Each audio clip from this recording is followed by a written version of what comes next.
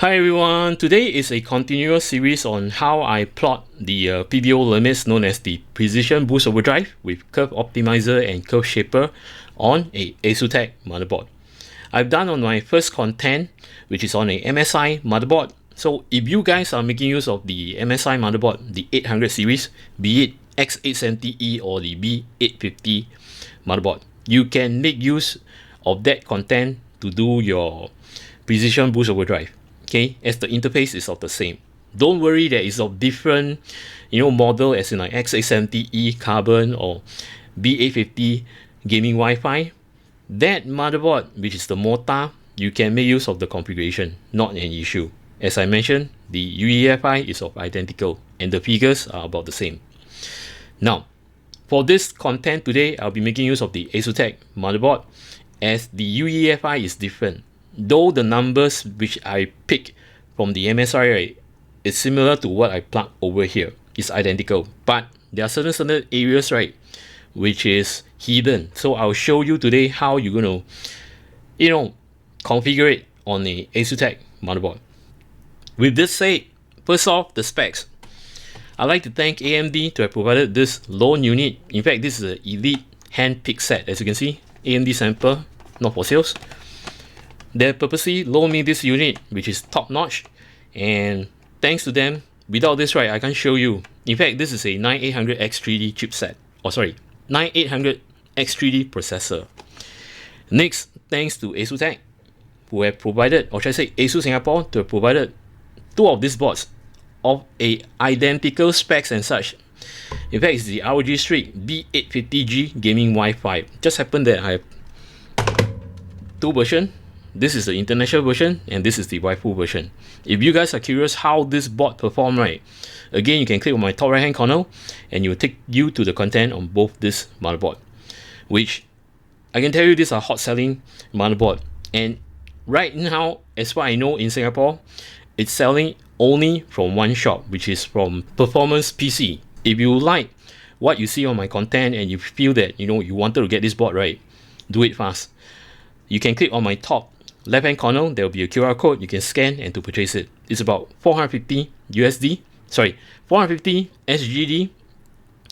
And do watch out for sales and promotion and to make use of the voucher. It will be much cheaper.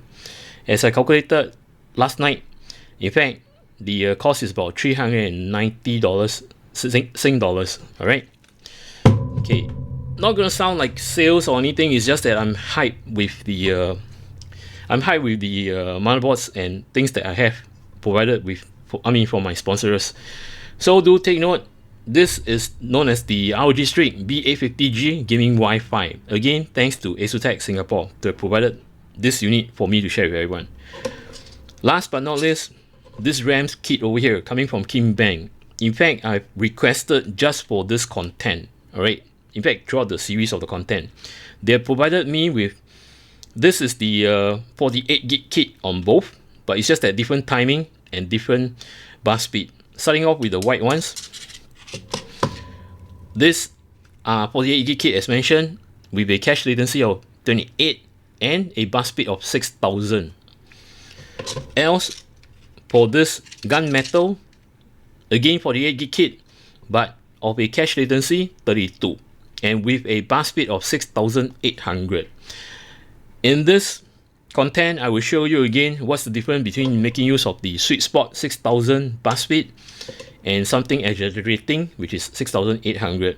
This will definitely take up much more SoC voltage, which you guys will need to take note and be careful when you operate on high bus speed RAMs.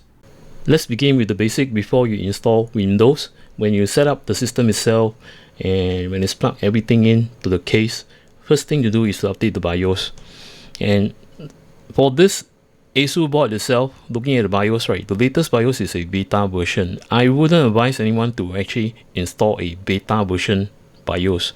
So check what's the latest, which is version 1028. Download this, do a BIOS flashback, and for all the instruction on how to do the BIOS flashback, right, check on the instruction menu of your motherboard. So once it's done, right, you've installed this. Next thing is load to UEFI. and the first instinct that you have to do is to do the cooling solution, which over here I'll go into advanced mode. Now you can choose this to set up Q fan control. You select the fans and you do your settings, but I would to go to advanced mode. It's easier for me. I'll go under monitor, okay, this section over here, then under Q fan configuration, right? Now I know that I only have a set of fans which is on my on my liquid AIO, and that are the radiator fans. So with this say, right, I will set this to PWM. Then over here I'll put it at turbo. Then for the fan speed, right, at the lowest I wouldn't run at 200. Okay, if you find that it's okay, you can leave it. I would just leave it 600 RPM. So that is the starting point. If you find this noisy, right, you can tune it down, not an issue. Next will be the pump itself. I will just set this to PWM mode and to have full speed. Now once you've done this already, right, next thing you can do is to configure your Expo Profile on your RAMs, which I'm using a 48 gig kit and a cache latency of CL28 and having a bus speed of 6000, which is easy to do 1:1 ratio. So I'll just set this to Expo 1. Okay, I pull out the profile, and as you can see, this is the timing and such, and the wattage. Then next thing I know that since this is actually a 1:1 ratio RAM, right, that is running on 6000 mega transfer, so I will set this to 2000. Then next thing I'll do, I'll ignore all this. I will scroll down and look for DRAM timing control. Now, other boards in fact have this configured automatically, but only on this board, ASUS, right, I have to come to this section here. Scroll down all the way until you see this uClock DIV1 mode. Set this to uClock equal to memory clock. Okay, this is 1:1 ratio. Else for this, right, is 1:2 ratio. But my RAMs are 1:1 ratio. So once this is done, right, go back to the previous page. Next thing I'll set, I often like to do this on my VCore. Instead of having it auto, right, I'll do an offset and with a negative value. And as you can see, I already punch in 0.05.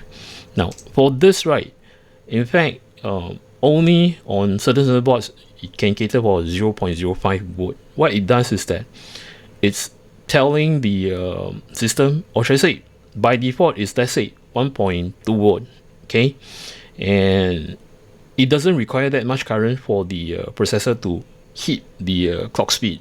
So what happens is that if you set the offset over here, right, when the processor is asking for the VCore voltage, right, your system will calculate how much is needed for the processor to run at that frequency, or should I say clock frequency. So with this say, right, this will lower down the temperature, that's for sure.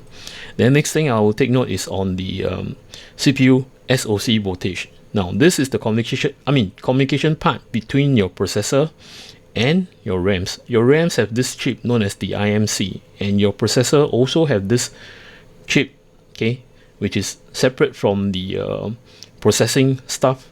So that is dedicated for communication with your RAMs, which is known as the PMIC, if I'm not wrong, or PIMC, I can't remember. So that will call for this voltage, and often stated on specs, be on AMD or be on the RAMs itself, right, on the specs page, right, it will tell you that do not run above 1.2 volt. So with this say, right now it's hovering pretty nice, which is 1.16, but I would like to have full control. So when you are running bus speed RAM of 6000 or 6004, right, you can make use of this setting. Anything above 6004, right, kindly do not use this configuration, right, it might not work.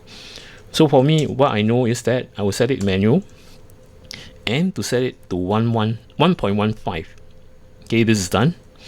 Then once this is done, right, you can save and to hit to Windows. Okay, at this period of time, right, the motherboard itself will take some time to verify, do the RAM training cycle and such. Then once it's done, right, it will boot into Windows, and during Windows boot up, right, it will take some time for it to load, because Windows will pick up all the configuration from UEFI and to stamp on their scheduler. And once you're loaded in Windows, right, the first thing to do, please do not install any application first. You will need to tackle some of the stuff. First of all, the device manager. Okay, on device manager, right, make sure that all these are without exclamation mark. As you can see, there is one exclamation mark down here. Okay, let me just pull this. Now, I know what device this is. This is nothing related with the motherboard. It just happened that my KBM having some issues, so you have the unknown device. At this moment of time, right, do not panic. Now, for the very first time when you install Windows and load into this, motherboard, right, it will prompt you to install an application, which is this, the ASUS Driver Hub. By the way, all this, right, the URL I will leave in my description. You can, have a look on this. So you need to download this, and once this is downloaded, right, it will plug over here. And what this does is that I already downloaded all the drivers and such. Okay, it's scanning your system. I'll just leave it as it is. So what I'm trying to say is that it will list all the drivers that is needed for your motherboard. Okay, so that all the exclamation mark that you see here, right, things like your network adapters and such, it will install automatically. So once this is done, right, the second step you need to do is to install this application, which is the AMD driver chipset. Okay, install this and load this. Okay, once this is loaded, right, this is the AMD application software for the integrated graphic, which is the sorry, I wouldn't know how to pronounce this. I'm so sorry about this. Adrenaline, yeah, edition, and inclusive of the chipset that work between the motherboard and your processor. Just hit down to manage updates. Then make sure that this two section here, right, is already installed. Make sure they are of the latest version. Once this is done, right, the last step is to check on Windows Update. Okay, as there are critical updates like security patches and such, just do a check. Okay, make sure there's none. And once you've ensured that everything is done right, followed by, you will need to install this application over here to do the benchmark and test and such. I will download the Cinebench, followed by the Firmark. Oh, by the way, this is Cinebench R23. If you guys are using Cinebench R24, right, it's also workable. Then Firmark, which is to, as you can see, I'm not plugged in my discrete graphic card on this system. I'm going to make use of the processor integrated graphic together with the CPU process, right, to run the Cinebench on Cinebench R23 to stress on the processor itself. But rest assured, all the settings that I show you today, right, even when you configure without the graphic card, right, it will run. And once it's stable, right, you can also plug in your graphic card and it will work. Next will be hardware info, okay, which is this. Then followed by this Guru Tuner statistics. Okay, now, not Guru, sorry, this is the RiverTuner statistics. Reason to install this, right, I found out something that by right, as you can see in my the other video, right, I have mentioned that make use of ADA 64. Okay, updates is done. This is the only one that is updated. Okay, I'll just leave it.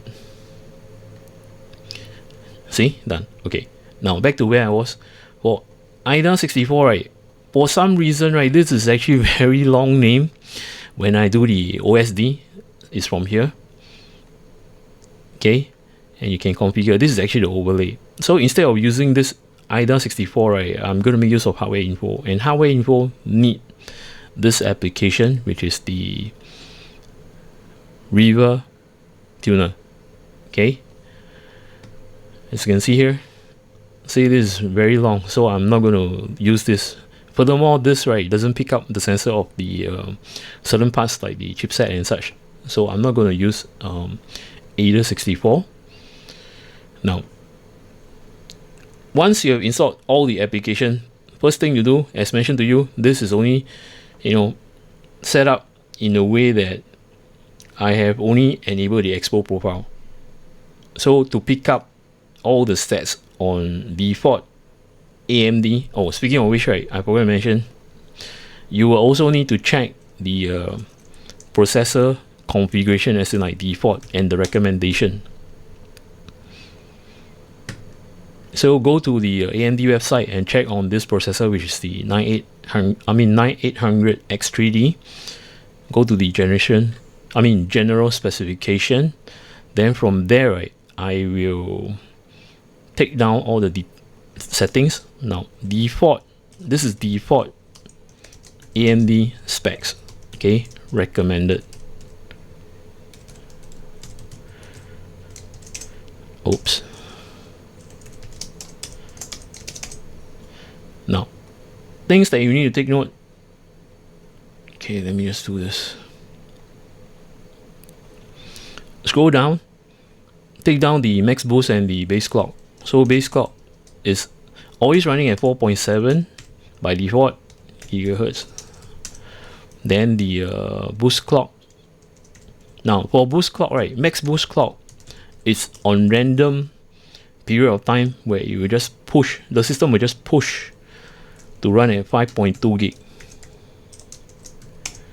Alright, and the most important part is the recommended PDP, which is 120 watt. Okay, I'll just put this 120 watt. Once you have done this, right, you can start with collecting all the PBO settings. And how do you actually do that? Since this is actually by default, just launch Riser Master. Oh, did I mention that you have to download Riser Master? Okay, I've not mentioned that. You have to download Riser Master. Okay, this is actually for me. You can configure PBO using Riser Master, but I prefer the hard method whereby I go into UEFI to configure. Riser Master is just a tool for me to see the stats. So this is actually my Riser Master. See, all this is listed. Then this is by default. No curve optimizer done, no curve shaper done, no nothing is done. It's by default. And these are the stats, which you can see the PPT, the TDC, and the EDC. So with this say, right, I'll take down all the readings. Now, I'm used to this. So PPT is actually 162 watt. Okay, you can actually check from here against what I type, right? It's just that I'm familiar. I'm really familiar with the default. So the TDC is at 120 ampere and the EDC is 190 ampere. Okay. Now with this say, right, I'm just going to run a 10 minutes run default just to show you this is actually the default settings on the scores and how much it pick up on the CPU power. The main thing is that you need to take note on the CPU power. Okay, and for the SoC, right, I mean this telemetry voltage, you don't have to worry because I reset it. As mentioned to you, do not go past 1.2, but I reset it 1.15. So it will just hover around here. So you don't have to worry about this. The thing that you need to take note is the CPU power. This is the core power that requires the processor to pull from your system. Okay, I'm just going to run.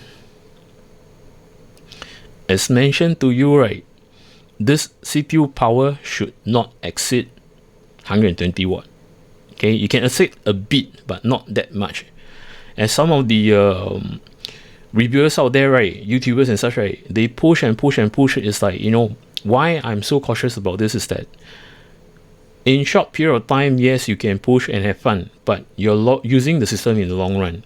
So if you were to push all the way, right, let's say it's taking 200 watt, right, in no time, right, your processor will degrade and you might even kill your processor. Okay, so this is the reason why I pull out Riser Master. Okay, as mentioned to you, I'm just going to run. And to show you the stats, let me just do it over here. Okay, and run. And while running, as mentioned to you, I will be stressing not only on the processor but on of the integrated graphic tool. So running both hand in hand together. Okay, now all these stats is pulled from HWinfo, right? Oh, I forgot to mention, for pulling the stats, right, you need this RiverTuner, which I mentioned that you have to install. Just enable this tool and make sure you set this on screen display, because if you do this, right, see what happened, you can't see the stats. So just do this, and of course this you can just move. See, as I move, right, the stats are moving. So anyway, I'll just leave it as it is. So we can just minimize this. Do not close this, alright, minimize. Then once this is done, right, to pull this stats over here, just to show you a brief one on hardware info, just go to the settings over here. You can select on OSD, or the best way in fact is, let's say you want to show this, okay, take for example, or maybe I should pull something else. Okay, let's say you want to show this. Okay, do a right click and click on OSD RTSS, and this will show. You can just click on show value and show the label. Okay, see, it's showing down here. Let me just change the color so that you can see. See? So you will need to align. Let's say you want to align to here, right? Just an estimation. Let's say I just put 14. Okay, see? So this is actually how you show the stats. And with this say, right, the stats in general, that what you'll be seeing, the CPU temperature, the clock frequency, which will show you the base clock and the post clock, where you will see over here too. I will leave this down here for you to see. And for this graph, right, this is taken from the clock, core clock. Okay, and there's a reason why I place it down here, just to tell you that how stable the system is running. Okay, back to the stats here. So these are the VCore, as I've done offset, then the usage on the processor, the CPU power package. Now for this, right, this CPU power package in fact is the overall, which is not only the processing, but also other stuff that is related, that is processing on your processor itself. So this is the total and not this. Okay, it's totally different over here. CPU power, this is only based on the 8 cores, so you have to stay focused on the 8 cores, but this is just for show. Okay, then followed by the SoC voltage, which I told you, right, saying 1.14 is equivalent to this. Alright, so make sure that it stays below 1.2, and the rest is just for show. I mean, it's like, you know, just for my reference. Then the PPT, TDC and such, how much is been pulling, and the radiator fans, followed by the temperature of your motherboard, the VRM, I mean the temperature. When you run the Cinebench, right, this will increase. Same goes to the chipset, which is the V850. Then followed by my RAMs, there are 2, and my M.2. This you can totally ignore, right? This is the integrated graphic. I just want to see that, make sure that it's running. So with this say, right, I will just run 10 minutes. And I'll let it run. So once last 3 minutes, right, I will talk about it and what are things that you will need to take note. Here we go.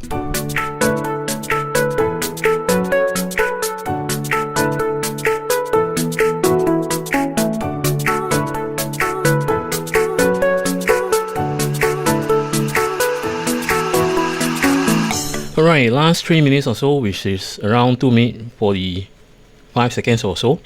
Now take a look at the CPU power drawn is on mark, which is 122 watt. Okay, I will just take down the readings, which is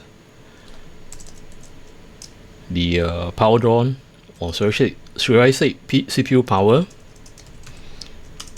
is at 121 or 122 watt. Okay, this is the max. Then I'll take down all the readings before this go off. Things like the CPU temperature is around 80 degrees Celsius. Then for the motherboard, by the way, I will do a Excel spreadsheet to compare the results with the configuration, as this is actually not done with any configuration on the PBO settings or the curve optimizer or the curve shaper. So chipset is at 54. Now I forgot to put VRM, which is at 43 degrees Celsius.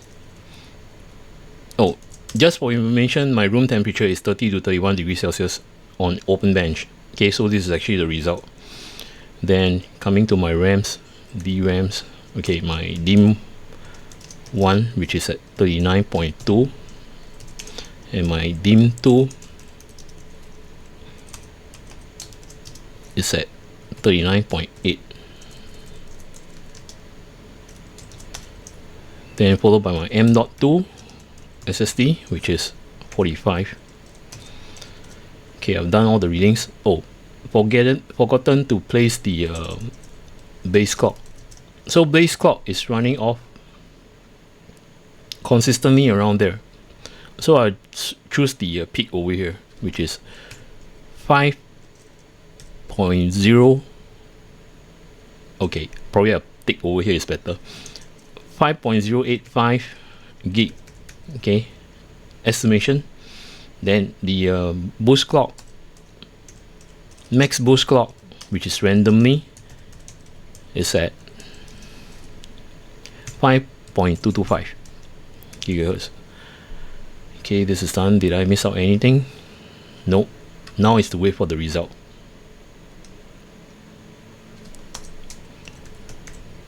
The target of the exercise today, right, in fact, is to make sure that you don't go above 120 watt on the CPU power on your core.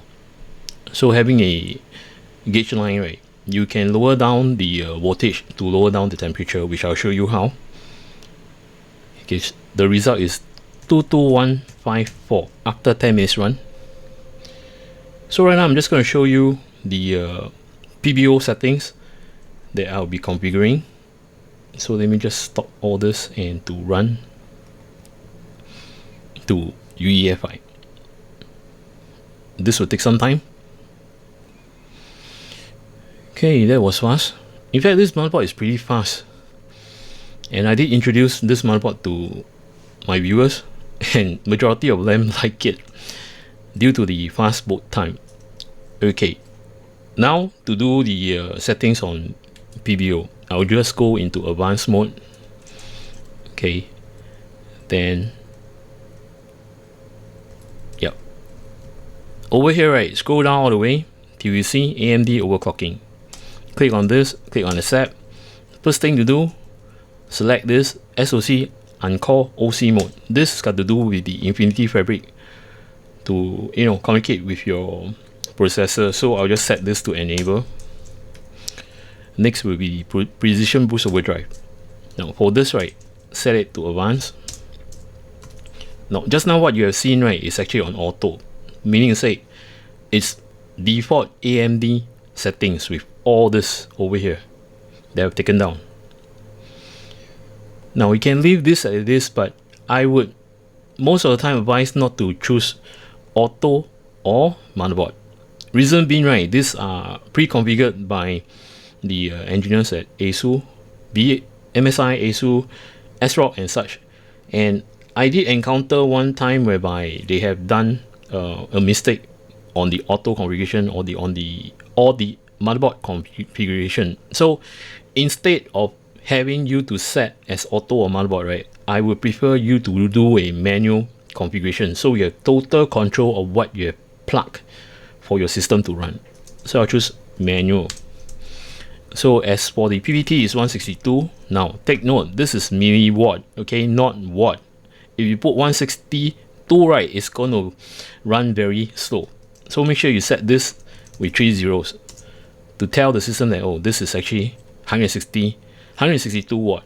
Next will be the TDC, which is 120 ampere. Now how do I get all these figures? Sorry, it's 120000. Now how do I get these figures is based on this, okay, that I picked, which I already memorized in heart. For EDC is 190.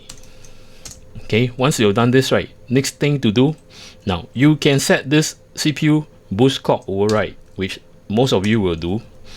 Okay, you can set 200, etc. I'll just do 175, but personally I do not like this at all. I'll explain why.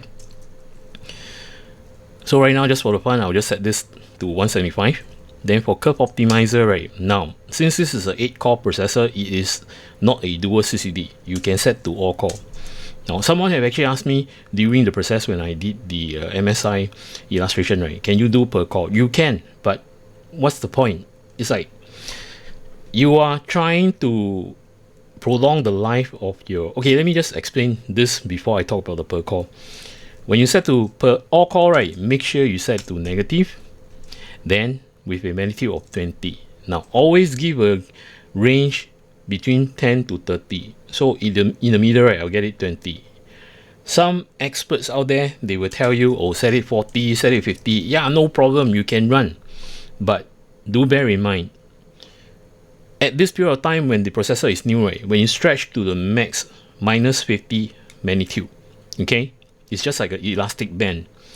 If you run, for instance, you can run. But as time goes by, right, probably use this, minus 50 magnitude, right, throughout the whole month, right, the elasticity of this elastic band, right, will deteriorate as in like the tension will, it will lose its tension.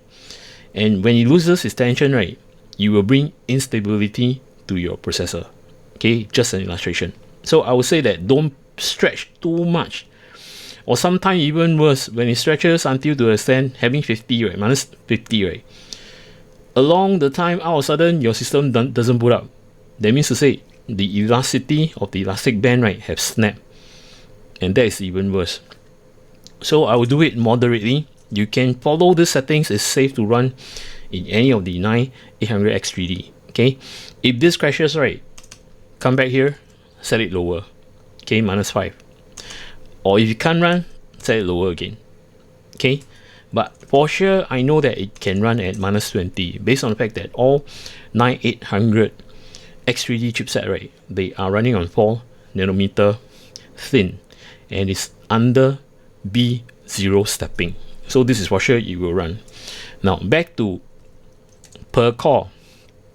As I've explained to you, for all cores, right, setting to 50, right, you are causing deterioration to your processor. So it makes no difference as you want to pull and stretch per core. See, per core is in like, some you want to stretch to 20, some you want to stretch to 30, or maybe some to 40. To me, this is actually no point. It doesn't make sense at all, because it's like you are still stretching to the max. Okay, when you're coming into this interface, right, you're trying to stretch as much as possible for the processor to run at that frequency, which is a unhealthy sign. All right, so I will just do all core instead, and to set it moderate between the range of 10 to 30, right, I'll set it to 20. This is for sure everyone can run. Next thing will be the curve shaper. Now curve shaper has 5 points. Okay, this is to enhance, fine-tune off from your curve optimizer. And for these 5 points, right, like medium frequency, low frequency, minimum frequency, low frequency, mid frequency, all these points, right, inclusive the high and the max at the below, it has 3 points, which you can see over here. See, low temperature, medium temperature, and high temperature on the minimum frequency. Now, the action takes place not on the minimum frequency or the low frequency. It takes place on the medium frequency. So with this 3 point, right, I'll set the same with a magnitude. Okay, I'll enable it. Do it slowly. Negative 15. Do the same to all the 3 points under minimum frequency. Okay, I'll explain further what this does and such in a short while. Just bear in mind that all this configuration that I've shown you, right, you can make use of it, not a problem, it will work. Then for high frequency, right, the 3 points, I will set it to 10 gradually instead of 15. Okay, later you'll see what I mean by fine tune. Right, so make sure you double check what you've done. Okay, this is correct. Come to the max frequency. Again, the 3 temperature point, this will be 5. Okay, this is done. Now to explain what is curve optimizer and curve shaper. Okay, let me just pull up a graph to show you. Now By default, earlier on when you see the benchmark, the scores and such, right, this is the default current line. So when you implement curve optimizer, which is -20, it pull down the current line. So it's running on this line instead. And for curve shaper, as mentioned to you, there are 5 points, which is minimum frequency, low frequency, mid frequency, high frequency, and max frequency. And all these points over here, right, have additional 3 points, which are the temperature. So as you can see, this is actually a gradual pull below the curve optimizer, which is fine-tuned. See, when it goes up, right, as in like when the frequency goes up, right, it requires more voltage, so it can't sustain at -15. So instead, you're using -5. So assuming that this is the default, which is running on 200 watt, let's say, if you set the curve optimizer, right, you bring down the wattage, which is around 160 or so. Okay, then to further fine tune, right, just want to stretch a bit more, right, you can do a fine tune, which is this, so that the current might be running on, instead of 160, right, you'll be running around 140 something around there. Okay, this is actually what I mean by curve optimize, setting your curve optimizer and your curve shaper. Okay, now this is done, and as mentioned to you, right, I emphasize, okay, this is actually done on the curve optimizer and curve shaper. I emphasize on this, which the CPU boost clock override. I do not like to configure this at all because it's like, this is redundant. But some of you will want to retain this. You can, by all means, go ahead. Now I'm just going to save and to boot. Okay. Again, the system will, do the RAM timing and such, and to catch whatever you've done on the settings. That is the first pass on the UEFI. Then once that's done, right, it will boot into Windows, and Windows again will pick up all the configuration that you set on UEFI and to load into Windows. Alright, this is going to take some time, so just wait. Okay, this is fast. As mentioned, this ASUS motherboard, the respawn time is very fast for some reason. As I've tested all the rest of the board, right, only this board, not even ASUS Extreme and such, right, when I tested, right, it doesn't really boot that fast, and to do the RAM training and such. Anyway, back to where I was. So right now I'm just going to go into Windows. Now at Windows, right, at this moment of time, right, when you do your benchmark and such, right, do not hurry to launch all the application. Let the background load, as this is an 8 core, unlike the 16 core and such, right, it will take some time to load. So once this is fully loaded, right, then start to operate, as like pull out the Riser Master and such. Because if you don't do this, right, Riser Master might not be able to catch the configuration. So I know that this is done. Now hopefully my cursor, the hourglass, is gone. Okay, this is done. So I'll just load Riser Master.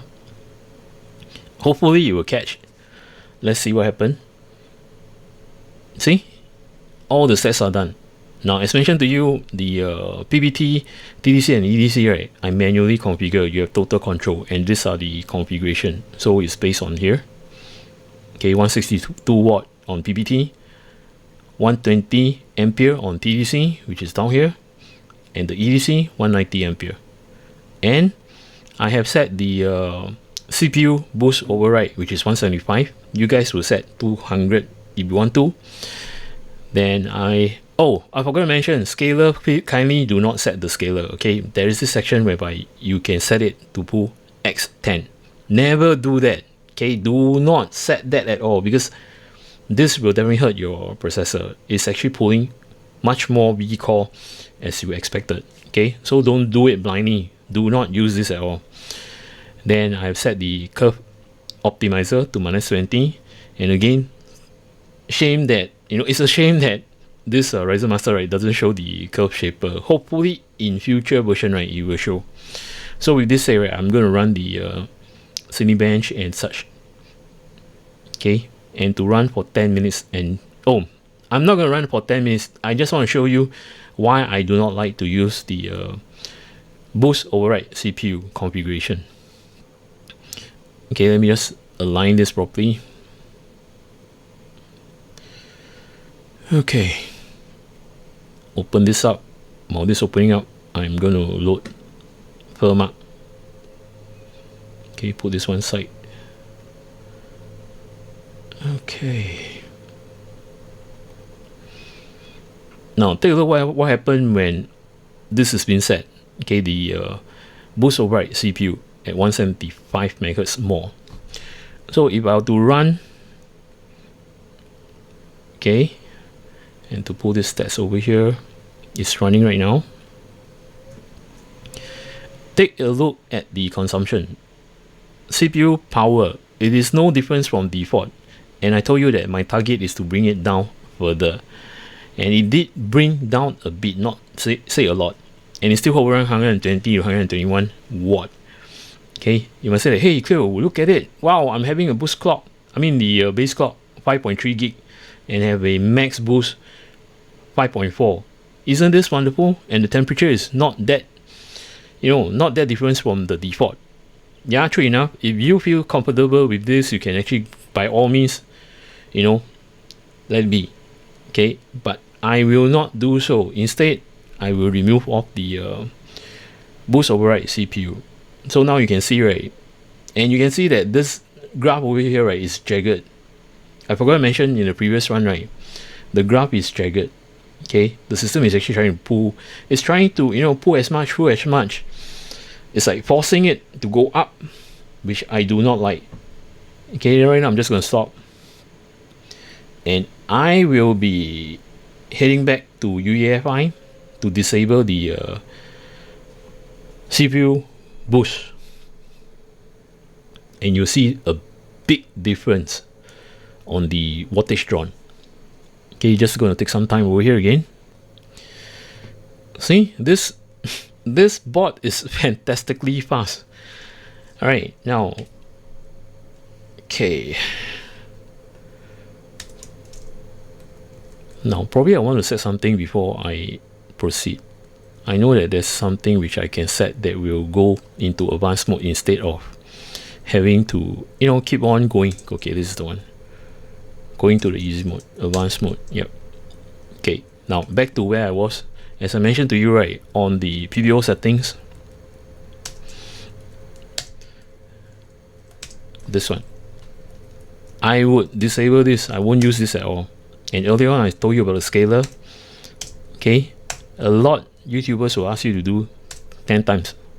I won't ask you to do this. This is pulling more VCore, and sometimes it's above the maximum specification, which is not good. This will hurt your processor. I would just leave this at auto, don't touch. And when I remove this, right, take a look what happened when I save and exit. Okay, and to run the benchmark. Alright, again, it's going to reboot, do the RAM training timing again and such, and see, that's what I mean about this motherboard. It's super duper fast in reaction. And even the load, right, on Windows itself, right, it doesn't take that much time to actually load. Okay, see? Fantastically fast. Okay, right now I'm just going to go in. Now, again, please let the system run. Now, something I like to emphasize is that when you're using the 8 core, right, this is this fast. Imagine that if you're using a 16 core, which is a 9950X or 9950X3D, this motherboard, right, will just sweep across. It's okay, I know, I wouldn't want to exaggerate, but it's really a very fast board. Okay, that's all I want to say. Alright, now, all these are loaded. I just want to wait for the cursor hourglass to go on. Okay, I will pull the Riser Master. The same old thing again, I guess. See, I remove off the CPU boost, leaving only the default PPT, TDC, and EDC, and my curve optimizer and my curve shaper. Take a look at what happened when I run Cinebench. This is the thing that I will enjoy seeing, because I know that the system will be stable. Okay, let me just put it over here and to open up this. In the meantime, launch firmware. Okay, I'll run. Place this 10 minutes. Now this time I'm just going to do a run and to show you what happened at the end result. It will be a 10 minutes run.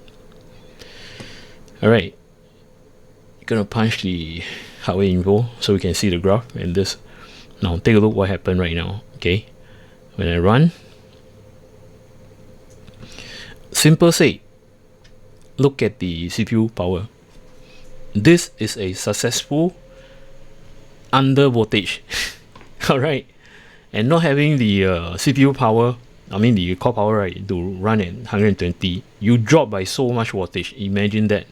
And prolonged period of time, right, though this might not be very significant, but in the long run, 2-3 hours that you do your gameplay and such, right, this, number one, is save electricity.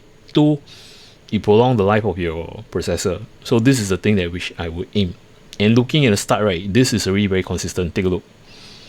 Your processor is not, pulling by having the system to push much more. If you set the max boost, right, your system is trying to push your processor. Imagine that you're going to a bus. Would you like to be comfortably aboard a bus whereby there are less people? It's roomy for you to enter the bus, or would you like to have a crowded bus whereby you have to squeeze in and out, fighting for space? Of course not, right? So this is actually what happened. I would prefer to see this. Say this below 121. In fact, it's hovering around 102, 104 around there, and it's consistent. Having a max boost of 5.2 to, max boost of 5.2 and your clock speed is, base clock is at 5.2. And if you to refer to this, right, it's already a very significant improvement. Base clock, see, 4.7, you're running 5.225. And for the boost clock, it's 5.2, which is 5.2. Okay, this matches. And again, the main objective is to prolong life of your CPU. Okay, I know there are lots of gurus who watch this, right? They'll say that, hey, I'm going to push as much as possible and such like that. I mean, it's like they just want the challenge. You can do that by all means. Okay, if you want to do that, right, this content is actually not for you. This is what I'm going to say, because I do get comments from them telling me that, hey, you should push to this limit and such. I wouldn't want to. I want to prolong the life of my usage. You're having a expensive processor, okay, and your other component, you want to prolong the life of it. It's unlike those YouTubers out there, right, or any reviewers out there, right, they have loan samples. For one go, you can pull all the way max, even to pass 121 watt. You can go, up to 160 watt, 180 watt, not a problem at one instant. But do bear this in mind. Are they making use of this PC daily, or are they just showcasing you? Of course, showcasing, definitely, you can show as much as possible. But in prolonged usage, right, you are paying for the component. Do you want to kill it instantly after 3 months? Not, right? Alright, not going to talk too much. I'm just going to let it run till the last 3 minutes. I will talk about the whole situation with the temperature, with the power drawn and such.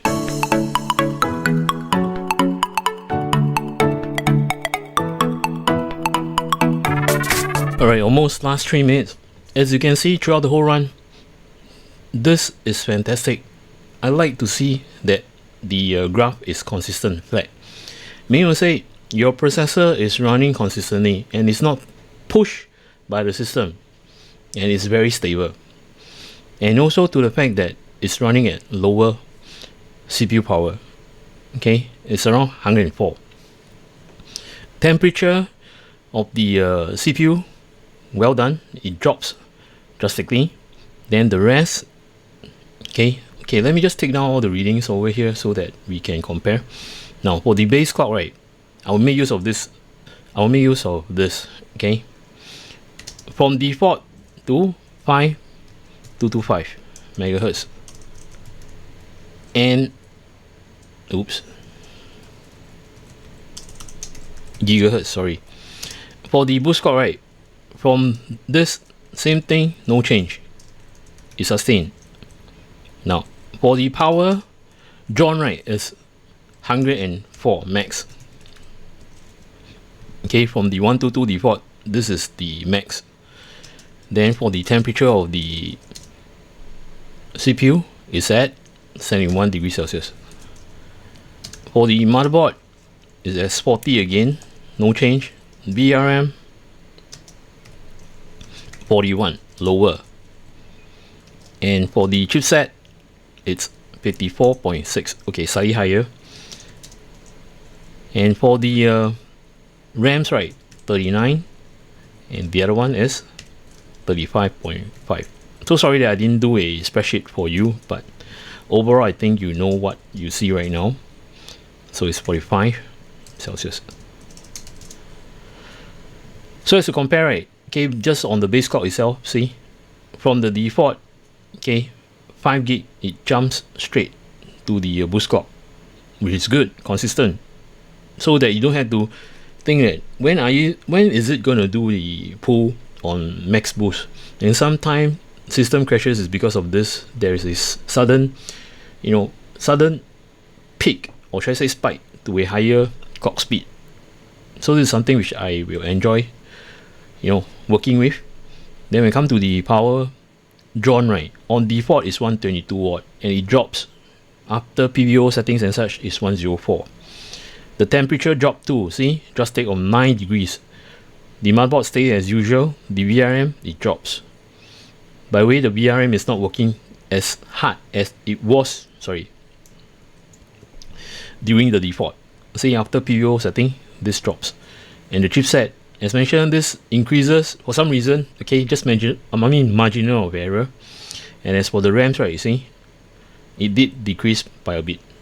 Then followed by your M.2 is of the same. Now coming to the result, which I will be seeing from the default 22154, right, it should be around the same or slightly better. See, 22842.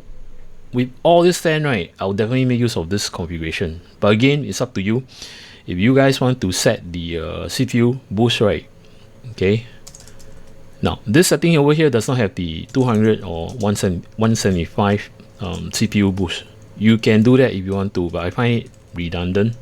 Reason being, right, having that boost, right, yes, the clock speed, as you can see earlier, right, is 5.3. From 5.3 to this, right, is it very much? Not really. And this is actually to 5.4. Yeah, probably you say a few hundred, right, it's a lot. But in the expenses of the CPU power, because in order for it to run with your boost clock, right, your wattage will go up, which is equivalent to default, which I find that okay, you can run that, but I just want to prolong the life of the processor. So that's the reason why I remove off the boost, which I've set to 175 megahertz. This is where the point you will have to take note on when you're using high bus speed RAMs. And both of this, right, in fact, the first run that you seen on the content itself is making use of this CL28 48 gig kit that's running on bus speed 6000. I removed this off. I will plug this in later and to show you these are the similar capacity, which is 48 gig kit, and it's on running cache latency of CL32, but the bus speed on 6800. So do take note on how much SoC voltage that is drawing, and this is the critical part whereby some of you are not aware, and if you keep on running at this speed with the SoC voltage, right, it will damage your processor. Okay, I've sorted out the RAMs and I have cleared the CMOS and redo all the settings just to show you on PBO settings, or should I say the Precision Boost Overdrive. And I've enabled the SoC uncalled, as you can see here. Then for the Precision Boost Overdrive, these are the settings which I've done. Previously you have witnessed the benchmark. The settings are all the same, inclusive of the curve optimizer, which is -20, and the curve shaper with all the 3 points, the mid frequency having 3 temperature points, right, at -15, and on high frequency with -10, and for the max frequency -5. So this is all I've done, inclusive of the fan curve that I've actually done. See, all this I've set, inclusive of my pump. Now coming to a point whereby you have to set the I enable the Expo Profile, which you can see here, and this is bin swap. The timing, or should I say the RAM cycle timing, right, is much more looser and having a bus speed of 6800. Now for this timing, right, and the bus speed, I'm not able to run 1-to-1 ratio. So on the DRAM timing control, right, I will need to set to 1:2, or should I say 1:2 ratio. Okay, so I'll set this to U clock equal to memory clock /2. This is 1:2 ratio. Then once this is done, right, showing you the the bottom section where I've done the VCore offset, if you can remember, 0.05 volt. And I also did this by locking the SoC voltage previously, which is 1.15. Now in the event if you are having a high bus speed RAMs and you've forgotten to do this section, right, if you leave it as auto, right, let me just show you what happened if you were to load into Windows and to run. For normal configuration, once you have done in UEFI, right, it will take probably, I would say, around 20 seconds to 30 seconds. But for this board, right, it's very fast. It will just recognize and then you just push and to load into Windows. And for the verification on Windows itself, right, see, it takes less than a few minutes, or should I say a few seconds. Alright, right now I'm just going to load into Windows and to show you the SoC voltage. If you've forgotten to set it, and I mentioned to you, right, there is a limit to it, not to run over 1.2 volt. So just to show you, see, it's running 1.24 volt, which is above 1.2. And I will not run this, any stress test or such, because this is too much and this is bad for the processor. In long period of time, if you run this, right, it will definitely degrade your processor.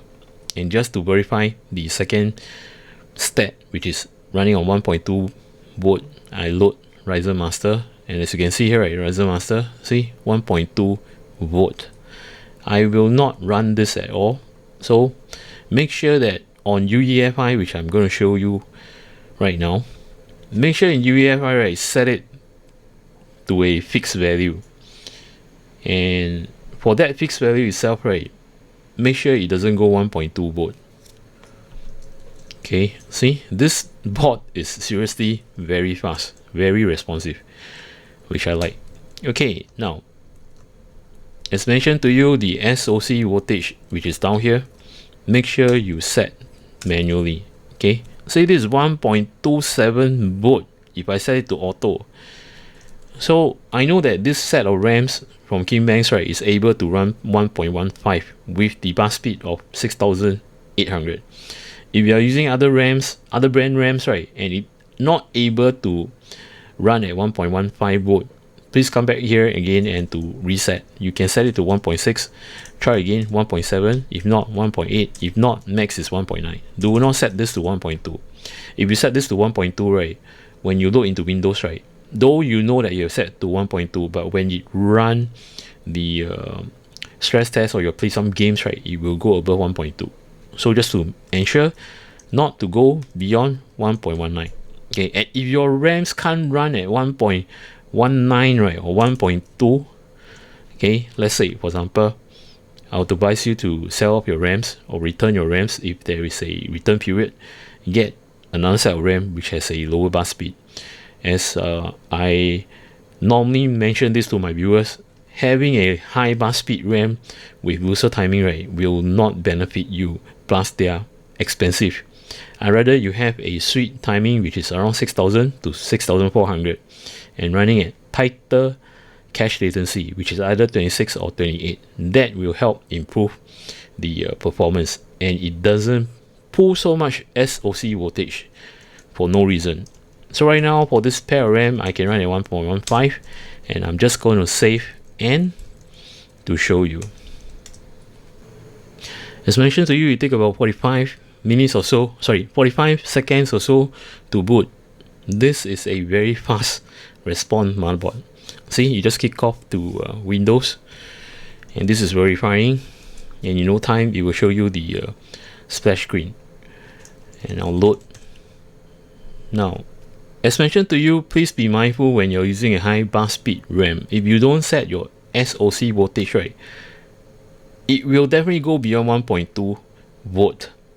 As you have witnessed earlier, right, it's 1.24 in Windows, but in UEFI, when I show you, it's 1.27. That is very high. Okay, with this say, right now I feel safer as I've set the SoC voltage. So just to show you as an illustration, see, it's at 1.14.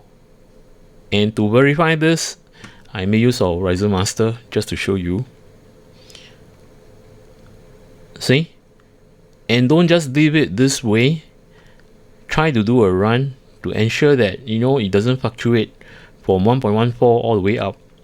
Make sure that it's consistent. If it's pull around 1.143 and such, right, it will be alright. But never go beyond what you have set. If it goes 1.12, which is impossible, so most likely you will just toggle around 1.14, 1.15 is okay. Now I'm just going to run Cinebench. So make sure you are aware of what you're doing, especially when you're running on high bus speed RAMs. You have to take care of this section. If not, you're going to hurt your processor. So I'm just running this. And as you can see, right, see, it hovers around here. It doesn't really move, so which is good. And looking on Riser Master itself, see, and to pull this out, okay, it's healthy. The CPU power is healthy too. It's around 99 to 100 watt. Consistent on the clock speed, the base clock and the max boost clock. Right, so this is good to go. So just remember this: if you are using high bus speed RAM, right, or should I say you have already purchased a high bus speed RAM, right, make sure you set the SoC voltage. This have concluded my configuration making use of the Precision Boost Overdrive using Curve Optimizer and Curve Shaper on a Asustek platform. And all the figures that you see in this content, right, you can make use of that on your Asustek motherboard, so long it belongs to the 800 series, be it the X870E or the B850. Yeah, that's right. Things that you need to take note: if you want to have your own settings, right, just make sure that when you pump, let's say your PPT, TDC and EDC, right, take a look at the CPU power on Riser Master. Make sure it doesn't go beyond 120 watt, which is the recommended spec from AMD. In fact, it's best to run lower. As you can see over here, right, I show you it's running less than 120. In fact, it's 105 or 104 watt, which this will prolong the life of your processor. And if you are running high bus speed RAM, as I show you, right, take note on the SoC socket, SoC voltage. Make sure it doesn't go 1.2 volt. The best to run is at 1.15 all the way to 1.18, not more than that. Okay, so practice this safely. I wouldn't want you to damage anything. Now, before I return all this equipment back to the respective sponsor, I have one more content to go, which is on the ASRock motherboard. With this say, I'd like to thank AMD Singapore to have provided this processor for me to share with everyone, to Asustek Singapore, or should I say ASUS Singapore, to provide this board, and also to KingBank to have provided the set of RAMs. And for those of you actually new to my channel, welcome to my channel. If you like my content, do remember to subscribe and to click on the notification bell button. Do not forget to click on the like button if you like this content. Till then, take care, goodbye, see ya.